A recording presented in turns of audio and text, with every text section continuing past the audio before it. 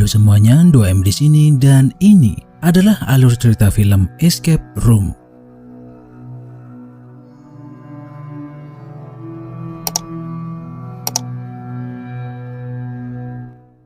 Film ini menceritakan kisah petualangan 6 orang yang terjebak di dalam sebuah permainan mengerikan. Mereka adalah Zoe, Ben, Jason, Amanda, Danny, dan Mike. Suatu ketika, ke-6 orang tersebut mendapat kiriman sebuah kotak hitam misterius yang pengirimnya nggak tahu siapa. Tentu saja, kiriman paket itu membuat ke-6 orang itu penasaran. Mereka mencoba membuka kotak hitam itu dengan segala cara, mulai dengan dipukuli pakai palu dan bahkan dengan rumus matematika. Setelah terbuka, tiba-tiba sebuah potongan kertas muncul dari dalam kotak itu. Di situ tertulis kalau ini adalah sebuah undangan untuk mengikuti permainan escape room atau melarikan diri dari ruangan, dan pemenangnya bakal mendapat hadiah $10.000 atau sekitar 140 juta rupiah. Karena tergiur dengan hadiahnya, tanpa pikir panjang ke-6 orang itu menuju ke lokasi gedung permainan. Sebelum masuk, satu persatu dari mereka diminta untuk menunjukkan kartu identitas dan meninggalkan barang bawaan seperti HP dan lain-lain. Setelah semuanya berkumpul, mereka ngobrol satu sama lain dan berkenalan. Namun, karena Ben merasa bosan dengan obrolan kelima orang lainnya, dia memutuskan untuk keluar karena pengen ngerokok. Smoke a cigarette.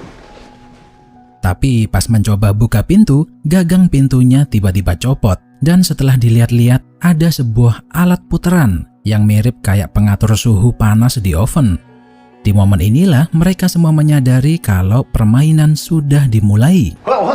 It's starting right now? Yes! Oh! Jadi tanpa membuang waktu, ke-6 peserta mulai mencari petunjuk di dalam ruangan tersebut. Mereka mengacak-acak ruangan itu, dan Mike gak sengaja menemukan sebuah obeng di dalam sebuah buku yang berjudul 451 Fahrenheit. Melihat judul buku itu, Zoe mengira kalau angka tersebut adalah sebuah password. Tanpa memberitahu yang lainnya, dia kemudian memutar knop pintu ke arah angka 451, angka yang sama seperti judul buku yang ditemukan Mike tadi. Namun, pintu tersebut masih terkunci dan malah pemanas di langit-langit ruangan itu menyala. Tentu saja ruangan tersebut menjadi makin panas, yang membuat para peserta tambah panik. Mereka membuka jaket dan minum banyak air demi bertahan di ruangan yang sangat panas itu. Setelah lama mencari petunjuk, Zoe tak sengaja menemukan tulisan di dinding bertuliskan "Use the coasters at all times", yang artinya selalu gunakan tatakan gelas. Disinilah mereka menemukan adanya 6 tombol rahasia pada tatakan gelas di meja ruangan tengah, yang setelah semua dipencet membuka lorong rahasia di balik sebuah lukisan. Masalahnya, ke-6 tombol tersebut harus ditekan bersamaan supaya lorong rahasia itu tetap terbuka. Tak kehabisan akal, akhirnya mereka menggunakan gelas yang diisi air untuk menahan tombol itu. Tapi karena airnya sudah diminum tadi, air itu hanya cukup untuk 5 buah gelas aja. Mereka semakin panik ketika sebuah kompor api raksasa menyala di langit-langit ruangan itu. Untungnya Ben masih menyimpan sebotol minuman keras di dalam baju yang digunakannya untuk mengisi gelas ke-6. Ben dan Danny berhasil masuk ke lorong rahasia itu tepat waktu karena tak lama kemudian ruangan tersebut terbakar dan meledak. Setelah lolos dari ruangan oven, mereka sekarang berada di ruangan dengan settingan kabin musim dingin. Sebuah rumah kayu sederhana yang dipenuhi banyak barang-barang gak jelas. Mereka berenam masih syok dengan ruangan pertama tadi dan bertanya-tanya apakah ini permainan atau beneran. Walaupun tadi hampir mati terbakar, Danny tetap yakin kalau ini cuman permainan aja dan meyakinkan mereka semua untuk melanjutkan. Sedangkan Amanda berteriak di depan CCTV dan bilang kalau dia ingin menyerah. Namun, Jason mengingatkan kalau hadiah permainan ini sangat besar dan sangat sayang kalau mereka menyerah begitu aja. Hey, it's 10 grand and I don't lose. Pintu kabin itu ternyata digembok dan terlihat ada kombinasi 7 huruf agar gembok itu bisa terbuka. Mereka berenam mengacak-acak ruangan itu, mencari 7 huruf yang bisa membuka pintu tersebut. Kali ini Ben melihat ada kejanggalan di tembok ruangan kabin. Dia melihat ada 9 tanduk rusa yang dipajang di tembok tersebut. Di setiap tanduk rusa itu ada sebuah huruf, dan entah kenapa Ben tiba-tiba teringat kecelakaannya beberapa tahun lalu. Dia menyetir mobil dalam kondisi mabuk bersama teman-temannya, dan sebelum tabrakan mereka menyanyikan lagu tentang Rudolph sang rusa. Rudolph the red-nosed reindeer. Dan benar saja, Rudolph adalah password yang benar untuk membuka gembok kabin tersebut. It's Rudolph. Can you say Rudolph? Yeah, try Rudolph. Look at that. Hey, he helps. Ben merasakan ada yang gak beres dengan permainan ini. Seakan-akan yang mendesain permainan tersebut tahu tentang masa lalunya. Setelah pintu terbuka, ke-6 orang ini dihadapkan dengan hutan salju yang luas. Danny berjalan di atas danau yang membeku dan mencoba untuk pergi sejauh mungkin. Namun, hutan ini hanyalah papan monitor yang mengelilingi ruangan tersebut. Kepalanya terbentur dan dia pun terjatuh, yang menyebabkan danau itu sedikit retak. Whoa! Guys? Danny meremehkan dan berkata kalau danau ini nggak bakal hancur karena hanya danau bohongan. Tak lama kemudian ada 2 buah jendela yang terbuka dan menyemburkan hawa dingin ke ruangan itu yang membuat temperatur turun secara drastis. Pintu kabin tertutup secara otomatis dan mereka pun harus kedinginan di luar karena jaketnya tertinggal di ruangan pertama tadi. Insting bertahan mulai muncul. Secepat mungkin mereka mencari petunjuk agar bisa keluar dari ruangan yang dingin itu. Zoe menemukan magnet di dalam boneka beruang. Jason menemukan sebuah pintu besi di ujung ruangan tersebut. Sedangkan Mike menemukan alat pancing di atas pohon. Dan Ben gak sengaja menemukan sebuah lubang di atas permukaan danau yang membeku. Mereka memasang magnet yang ditemukan Zoe di alat pancing milik Mike dan berhasil menarik sebuah balok es yang di dalamnya terdapat sebuah kunci. Danny berniat meminjam korek api milik Ben untuk membuat api unggun. Ben melempar korek itu ke tengah danau dan ketika mau diambil, Danny nggak sengaja terperosok masuk ke dalam danau yang airnya sangat dingin. Thanks a lot. Kelima orang lainnya panik dan berusaha menyelamatkan Danny. Namun karena arus bawah air yang kencang, Danny tenggelam dan tewas begitu saja. Di momen inilah mereka semua menyadari kalau ini bukan hanya permainan, tapi ada orang gila di luar sana yang sengaja membunuh mereka satu persatu untuk hiburan. Mereka tak punya pilihan selain harus menemukan cara untuk bisa keluar dari situ. Akhirnya mereka menggunakan panas tubuh dan meletakkan tangan secara bergantian di atas balok es yang ada kuncinya tadi. Setelah berjam-jam kedinginan dan tangan sampai mati rasa, akhirnya balok es itu meleleh dan Jason menggunakan kunci tersebut untuk membuka pintu yang ditemukannya tadi. Sebuah pintu terbuka dan nampaknya juga memecahkan danau es itu. Mereka berlima semua berlari dan berhasil menyelamatkan diri dengan masuk ke ruangan permainan berikutnya.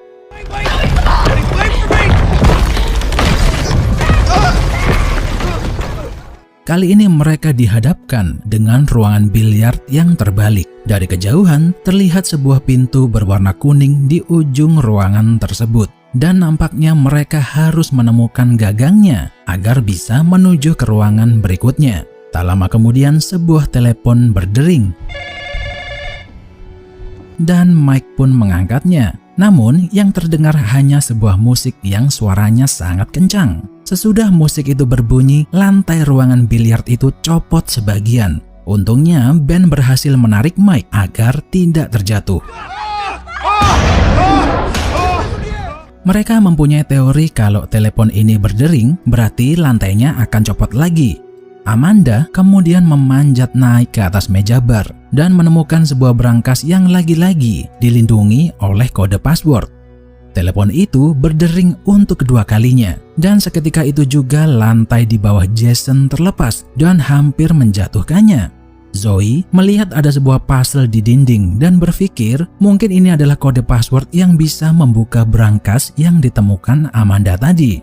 Puzzle itu ternyata menunjukkan kumpulan warna bola biliar. Warna kuning berarti bola 9, hitam berarti bola 8, dan biru adalah bola 10. Tapi setelah kode 9810 dimasukkan ternyata salah.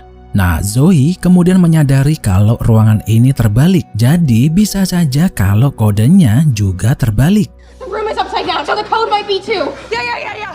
Akhirnya Amanda memasukkan kode 0189 dan ternyata kodenya benar. Setelah dibuka, brankas tersebut berisi sebuah gagang pintu untuk membuka pintu ke ruangan berikutnya. Keempat orang berhasil sampai di depan pintu kuning. Namun Amanda tertinggal dan dia nggak sengaja menjatuhkan gagang pintunya ke lantai. Dengan nekat, dia kemudian mengambilnya kembali. Tapi teleponnya tiba-tiba berdering dan menjatuhkan lantai tersebut. Untungnya Amanda berhasil melempar gagang pintu itu terlebih dulu ke arah Jason sebelum terjatuh dan tewas seketika. Di level berikutnya, mereka dihadapkan dengan ruangan yang terlihat seperti rumah sakit. Keempat orang itu terlihat sangat terkejut melihat settingan ruangan tersebut yang mirip banget dengan kamar rumah sakit di mana mereka pernah dirawat dulu. This is my bed. This was my room. Exactly the same. Me too. Ternyata mereka semua ini memiliki kesamaan, yaitu hanya orang yang satu-satunya selamat dari sebuah kecelakaan. Ben pernah mengalami kecelakaan dengan teman-temannya dan hanya dia yang selamat. Zoe, pesawat yang dinaikinya terjatuh dan hanya dia yang selamat. Jason, kapalnya tenggelam di tengah laut dan hanya dia yang selamat. Sedangkan Mike mengalami kecelakaan di dalam tambang dan tentu saja cuman dia yang selamat. Zoe mempunyai teori kalau siapapun yang menciptakan permainan ini sengaja mengumpulkan orang-orang beruntung untuk adu nasib dan melihat siapakah nanti yang jadi pemenang. TV di ruangan itu tiba-tiba menyala dan memperlihatkan video tentang operasi jantung dan muncul timer mundur dengan waktu 5 menit. Mike menemukan foto ronsen tangan yang ternyata kalau diperhatikan adalah bahasa isyarat huruf EKG. Jadi mereka buru-buru mencari mesin EKG di ruangan itu karena berpikir itu adalah kunci untuk membuka pintu keluar. Masalahnya mereka nggak tahu harus ngapain dengan mesin ini. Jason berpikir mungkin salah satu dari peserta harus meninggikan detak jantungnya. Jadi dia menumbalkan Mike dengan menggunakan alat defibrillator sampai kejang-kejang dan membuat detak jantungnya lebih dari 200. Namun timernya masih belum berhenti. You're gonna kill him! Akibat kecerobohan Jason tadi, Mike tewas karena detak jantungnya terlalu tinggi. Di momen inilah dia baru paham bahwa cara yang benar seharusnya menurunkan detak jantung, bukan menaikkan. Jason kemudian bermeditasi, menurunkan detak jantungnya sendiri ke angka 50 dan sukses membuka pintu ke ruangan berikutnya. Di saat bersamaan, waktu juga habis dan ruangan itu dipenuhi oleh gas beracun.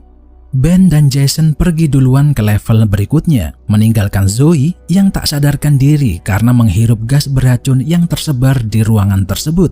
Di level berikutnya, ruangan itu terlihat cukup sederhana dan yang perlu mereka lakukan hanyalah membuka pintu yang berada di bawah lantai. Nah, ternyata gagang pintunya sudah dilapisi racun yang membuat mereka berdua berhalusinasi. Tapi ada petunjuk di balik pintu itu yang menyuruh mereka untuk menemukan obat penawar racunnya yang cuma sebiji. Kalau enggak, mereka bakal mati semua di situ. Racun itu membuat mereka muter-muter nggak jelas dan ketawa-ketawa kayak orang gila. Ben berhasil menemukan penawar racun yang tersembunyi di laci rahasia. Namun Jason berusaha merebutnya dan akhirnya mereka berdua berantem. Duel maut itu dimenangkan oleh Ben yang kemudian menuju ke level berikutnya. Di situ dia dihadapkan dengan ruangan perpustakaan yang dipenuhi banyak barang-barang antik. Masalahnya Ben ini orangnya ceroboh banget dan suka terburu-buru. Dia menemukan sebuah puzzle di dinding dan tanpa dipikir dulu langsung digeser-geser, yang menyebabkan tembok ruangan itu bergerak dan makin sempit setiap detiknya. Setelah mencari-cari petunjuk, Ben masih belum menemukannya juga. Sementara temboknya sudah makin sempit dan membuat Ben semakin terjepit.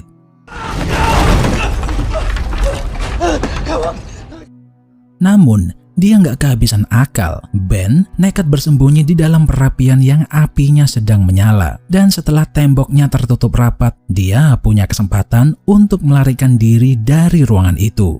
Disinilah Ben bertemu dengan Game Master yang selama ini mengawasi permainan tersebut.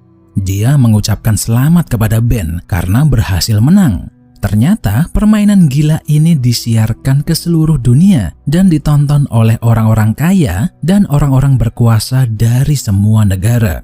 Namun, sang Game Master berusaha membunuh Ben karena permainan ini didesain agar semua pesertanya harus mati. Untungnya Zoe tiba-tiba muncul dari belakang dan menembak sang Game Master.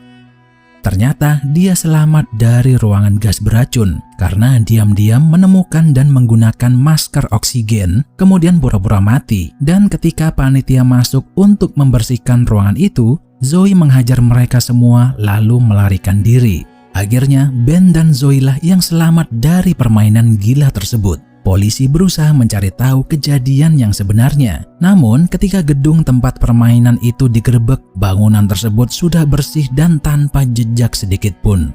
6 bulan kemudian mereka berdua reunian. Di momen inilah Zoe menunjukkan hasil penelitiannya kepada Ben. Dia berkata kalau permainan tersebut diciptakan oleh organisasi yang sangat besar dan punya banyak duit.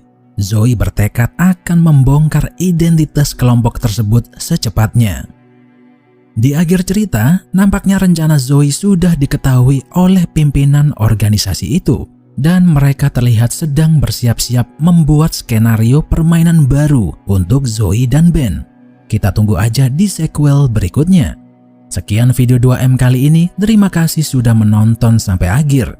Jangan lupa subscribe dan like videonya biar nggak ketinggalan update terbaru dari channel ini. Sampai jumpa di video berikutnya.